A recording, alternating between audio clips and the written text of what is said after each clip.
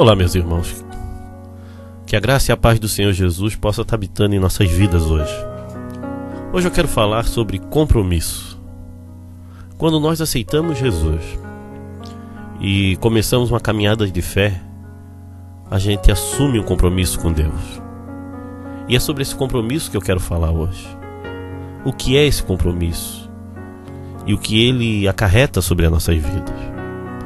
Porque muitas pessoas pensam que ser cristão é apenas frequentar um lugar e acreditar em Jesus e esperar as bênçãos de Deus sobre sua vida, sua salvação. Mas ser cristão mesmo, irmão, é se comprometer. E uma das formas do inimigo querer atrapalhar a igreja é atrapalhar o compromisso de muitas pessoas. Aqui a gente está estudando a igreja de Atos, né? Não a igreja de Atos, mas o livro de Atos, a igreja atuante ali. E uma das maneiras que ele tentou derrubar a igreja foi com perseguições. Mas também outra forma que ele começou a querer atingir a igreja foi com a hipocrisia, com a falsa fé, com um falso jeito de servir a Deus. Mas para a gente entender, como eu sempre penso, é bom a gente ir na palavra de Deus. Então vou abrir as nossas Bíblias hoje. A gente começa hoje no capítulo 5 de Atos. Atos capítulo 5, a gente vai ler do versículo 1 em diante, que diz assim: Mas um homem chamado Ananias, casado com uma mulher que se chamava Safira, vendeu um terreno e só entregou uma parte do dinheiro aos apóstolos, ficando com o resto. E Safira sabia disso. Então Pedro disse a Ananias: Por que você deixou Satanás dominar o seu coração? Por que mentiu para o Espírito Santo? Por que você ficou com uma parte do dinheiro que recebeu pela venda daquele terreno? Antes de você vendê-lo, ele era seu, e depois de vender, o dinheiro também era seu. Então por que resolveu fazer isso? Você não mentiu para seres humanos, mentiu para Deus. Assim que ouviu isso, Ananias caiu morto, e todos os que souberam do que havia acontecido ficaram com muito medo. Então vieram alguns moços, cobriram o corpo de Ananias e levaram para fora e o sepultaram. A mulher de Ananias chegou umas 3 horas depois, sem saber do que havia acontecido com o marido. Aí Pedro perguntou a ela: Me diga, foi por este preço que você e seu marido venderam o terreno? Foi, respondeu ela. Então Pedro disse: Por que você e seu marido resolveram pôr à prova o Espírito do Senhor? Os moços que acabaram de sepultar o seu marido já estão lá na porta, e agora vão levar você também. No mesmo instante, ela caiu morta aos pés de Pedro. Os moços entraram e, vendo que ela estava morta, levaram o corpo dela e o sepultaram ao lado do marido. E toda a igreja e todos aqueles que souberam disso ficaram apavorados. Amém, irmãos? Irmãos, é um dos textos, assim, vou dizer assim, mais pesados que tem no Novo Testamento, onde a gente vê o agir de Deus de uma maneira que para nós é pesada, cruel aos olhos humanos. Mas a gente tem que entender o contexto disso. Eles tinham se comprometido em dar uma parte, como aconteceu lá com o outro que vendeu um terreno e deu uma parte aos apóstolos.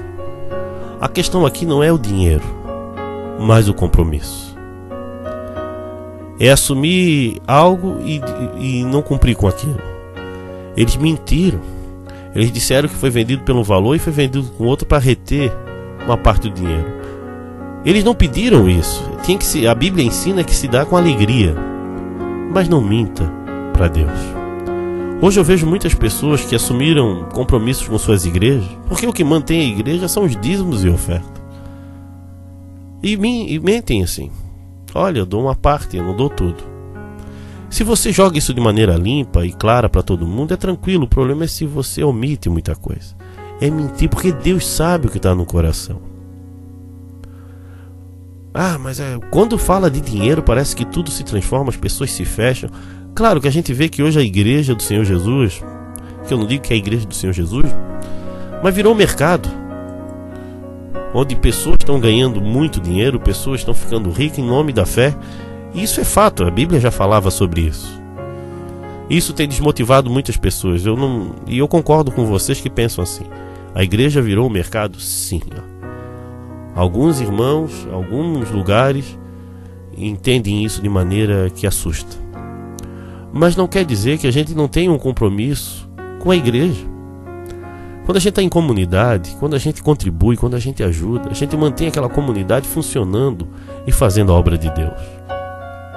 E a gente vê que havia um compromisso real com esses irmãos em ajudar, em servir, em expandir a obra do Senhor. Irmãos, a gente quer fazer muitas coisas,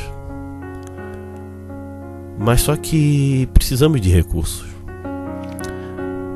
Precisamos de pessoas comprometidas, que comprometam uma parte daquilo que Deus tem dado para manter a obra do Senhor. Não é dar às vezes, depois não dá, ou dá para receber de volta. Isso é falta de compreensão e falta de amor. O que faz o reino de Deus avançar é pessoas comprometidas com esse reino. A gente vê aqui o inimigo entrando na igreja, colocou no coração dele, dá uma parte disso aí, não precisa dar tudo, tem mais gente que dá. Tem gente que não dá nada pensando que o outro está dando. É sempre o outro que vai ajudar. É você que ajuda. É sério, é você que está me ouvindo agora que mantém a obra de Deus. De onde você acha que venham os recursos? É de pessoas que são fiéis. Irmão, no mínimo era para te deixar um pouco até constrangido se você usa da obra do Senhor, recebe da palavra de Deus e não contribui com nada. Nada. É como se você tivesse uma pessoa na sua casa um visitante que vai aí, come, bebe, usa todos os dias e não te ajuda em nada. Que mora contigo. Vamos pensar com clareza, irmãos. Se a gente quer realmente mudar a história desse mundo, nós precisamos nos comprometer em servir a Deus, né? E viver a vida cristã. Servir, viver, aprender e ajudar, né? Contribuir mesmo com teus talentos, com teus dons, com teus recursos. Eu gostaria que esse programa pudesse ter um horário melhor, mas eu não tenho tantos recursos. Mas se todos contribuíssem, nós poderíamos levar essa mensagem muito mais longe. Mas sabe por que muita gente não contribui? Não é por falta de dinheiro, é por falta de confiança. Vamos confiar em Deus. Vamos contribuir com a obra de Deus. Não estou falando só do programa aqui. Estou falando em servir a Deus, em levar a palavra.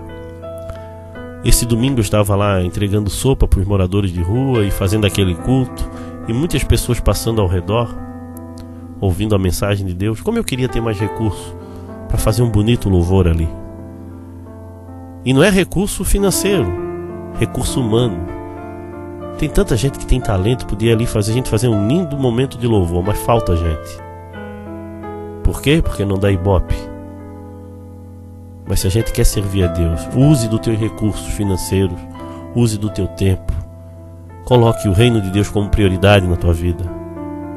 Não como algo que quando sobra tempo eu vou. Porque se tem uma coisa que a gente recebe do Senhor todos os dias, é tempo. Tu não sabe se tu vai viver amanhã. Se tu vai viver amanhã é porque Deus permite. Então a melhor forma da gente viver é viver em paz com Ele. Porque é Ele que nos deixa respirar um dia após o outro. Tu não sabe do teu amanhã. Por isso que nós somos um povo de fé. Porque a gente acha que vai fazer muitas coisas. Isso é fé. Porque tu não sabe se chega amanhã. Então vamos viver juntos, servindo a Deus, comprometidos com essa obra. Pense nisso com carinho. Não viva de qualquer jeito para Deus. Se comprometa. Se você está passando por um momento difícil, nós podemos orar por você. Então mande o seu motivo de oração via SMS ou WhatsApp no 8404-4148. Pai, Esse texto é um texto tão profundo que a gente viu sobre esse casal que morreu aos pés de Pedro, Pai.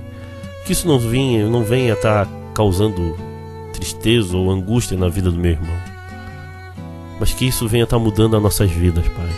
Levanta um povo, Pai, comprometido com o Senhor mesmo, Pai. Um povo que leva o Senhor a sério, Pai. Um povo que sabe que o Senhor existe, que o Senhor abençoa aqueles que o temem. Deus, transforma a vida do meu irmão e da minha irmã, principalmente aqueles que ainda são tão apegados às coisas desse mundo, Pai. Transforma eles, usa eles poderosamente para transformar a vida de outras pessoas. E sempre lembro daqueles que estão sofrendo por falta de fé, por causa das situações dessa vida. Transforma a vida desse irmão. Em nome de Jesus, Senhor. Amém. Venha assistir às nossas reuniões na Igreja Batista de Forquilinhas, Rua Manuel Porto Filho, número 99, às quintas-feiras e aos sábados, às 20 horas. Também nos reunimos na Igreja Batista do Rio Tavares, na SC 405, número 2023, ao lado do Sonho Móveis. Nos reunimos aos domingos, às 19h30 e nas quartas-feiras, às 20 horas. Venha nos visitar.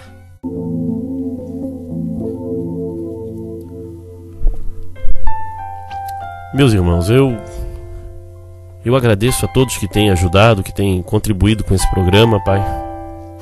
Mas precisamos sempre pedir ajuda. Não muito pela gente, mas pelos outros.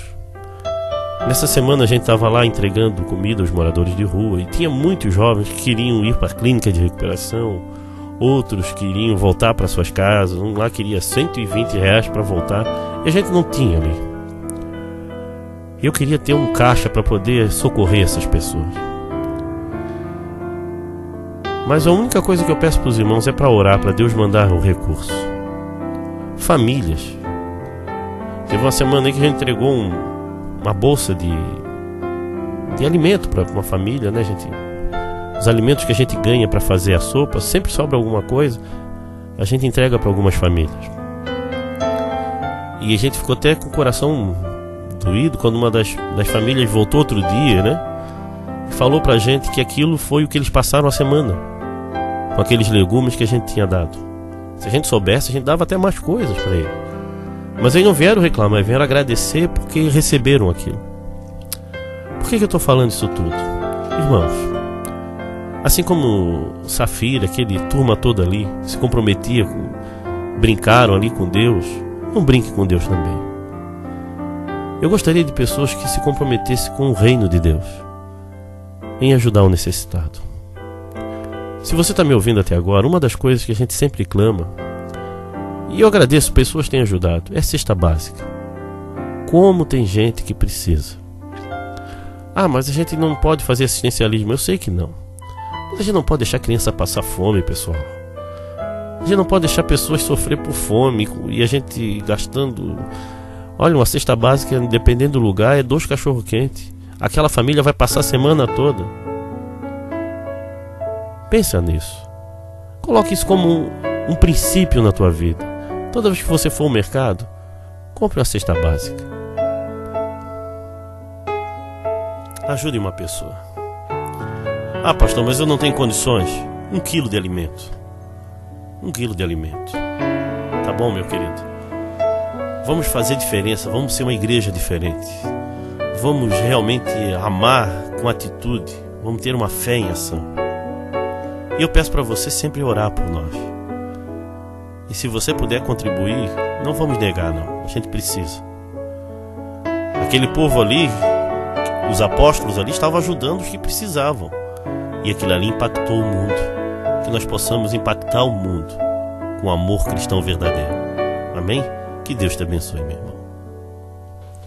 Se você deseja ouvir essas mensagens via WhatsApp, mande um recado para o 8404-4148 ou visite o nosso site www.reflexõesparavida.com.br.